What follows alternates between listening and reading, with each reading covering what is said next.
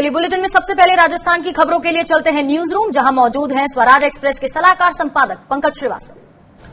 शुक्रिया रितिका। हम हाजिर हैं कुछ महत्वपूर्ण खबरों को लेकर राजस्थान की, जो आज वहां के अखबारों में सुर्खियां बनी है। सबसे पहले बात कोरोना की ही कर लेते हैं। राजस्थान में अनलॉक 2 का नवा दिन है और 149 नए केस मिले हैं।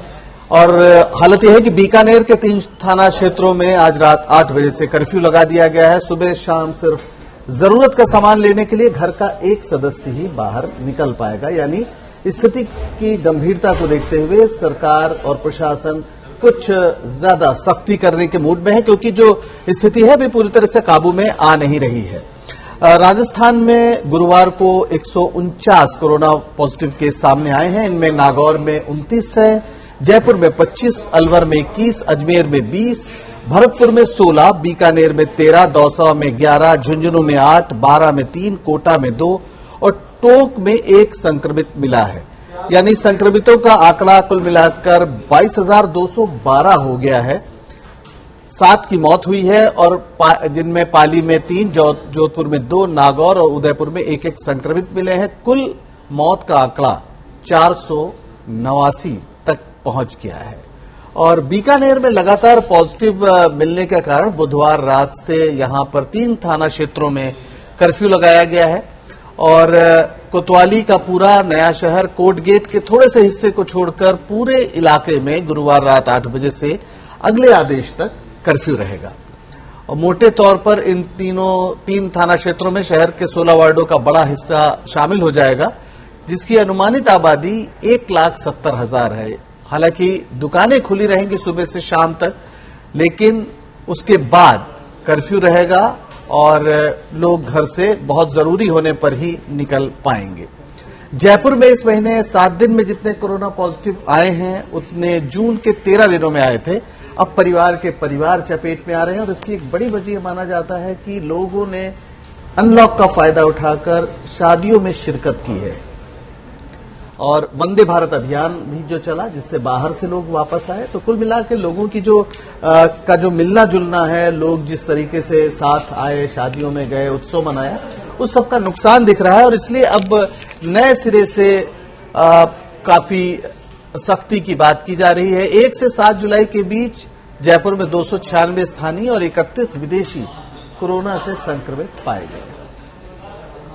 बढ़ते अगली खबर की ओर, और ये खबर है जोधपुर से है, जहां पर जो राजस्थान हाईकोर्ट की जोधपुर पीठ है हाईकोर्ट की, उसके एक न्यायाधीश के निजी सचिव को कोरोना से संक्रमित पाया गया है।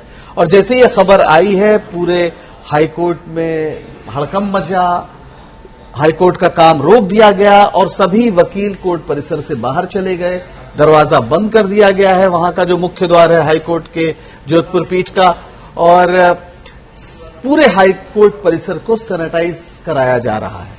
और खासतौर पर जो निजी सचिव हैं, एक न्यायाधीश, मुख्य नहीं, उनके निजी सचिव हैं जिन्हें कोरोना संक्रमित पाया गया, लेकिन काफी बड़ी तादाद में उनकी मुलाकात हाईकोर्ट के कर्मचारियों और अधिकारियों से होती रही है। इसलिए ये खतरा माना जा रहा है कि हाईकोर्ट में और भी लोग इसके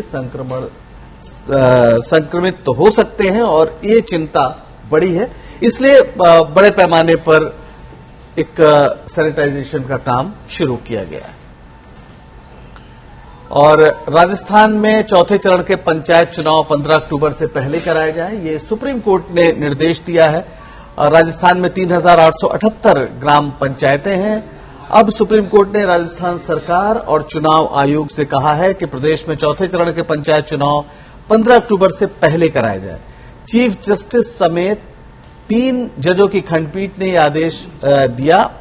और पहले चुनाव आयोग ने कहा था कि मौजूदा स्थिति में चुनाव कराना संभव नहीं है, 3 महीने का और समय दिया जाए। इस पर अदालत ने यह आदेश दिया है और 15 अक्टूबर तक अब एक तरह से ये चुनाव कराए जाने हैं।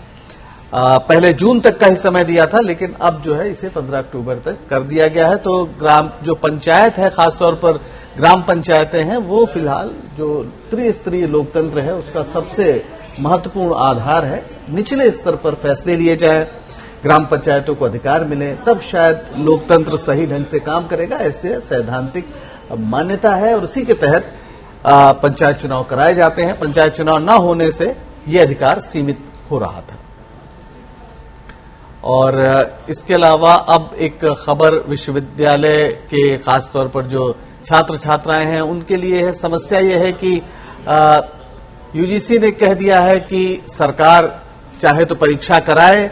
अब सवाल यह है कि अगर कोरोना काल में परीक्षाएं होती हैं तो फिर जीवन का खतरा है, कोरोना से संक्रमित होने का खतरा है। लेकिन अगर नहीं करा के ऐसे ही प्रमोशन दे दिया जाता है तो भविष्य में जब ये छात्र छात्राएं किसी नौकरी के लिए किसी इंटरव्यू में जाएंगे तो इसका जिक्र होगा कि इन्हें प्रमोशन मिला था, इनका एग्जाम नहीं हुआ था।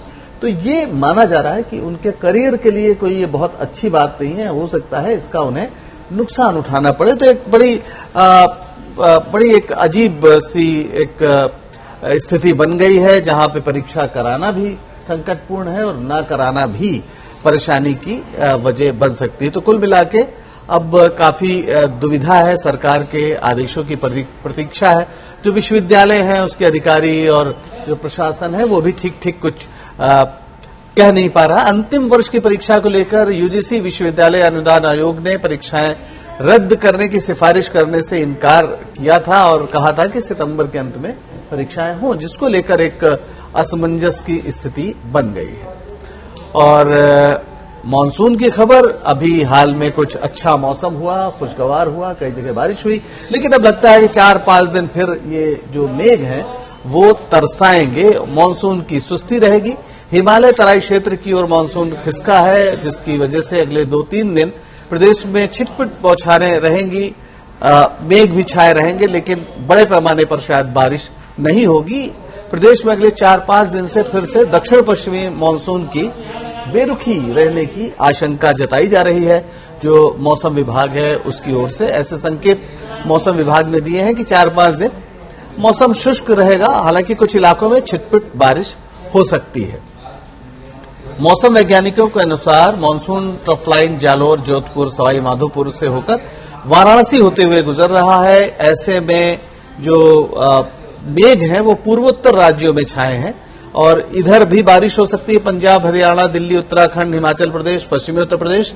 लेकिन जो राजस्थान है उसके बड़े हिस्सों में छिटपुट या मध्यम बारिश ही होगी। तो कुल मिला के अभी तापमान भी धीरे धीरे बढ़ रहा है और उमस भी बढ़ेगी।